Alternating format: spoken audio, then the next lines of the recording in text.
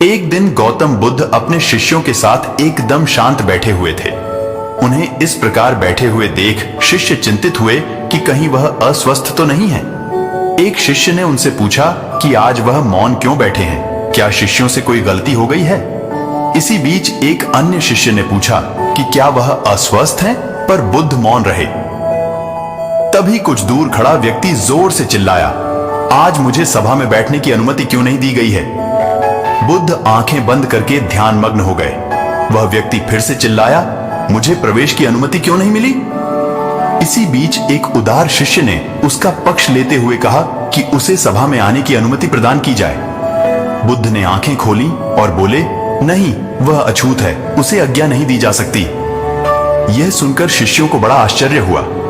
बुद्ध उनके मन का भाव समझ गए और बोले, हाँ, वह अछूत है। इस पर कई शिष्य बोले, हमारे आश्रम में जात पात का कोई भेद ही नहीं, फिर वह अछूत कैसे हो गया? तब बुद्ध ने समझाया, आज वह क्रोधित होकर आया है। क्रोध से जीवन की एकाग्रता भंग होती है।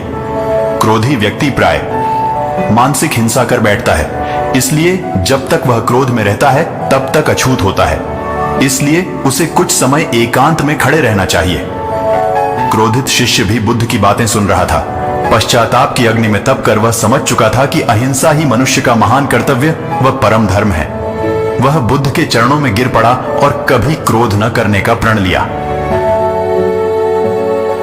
शिक्षा।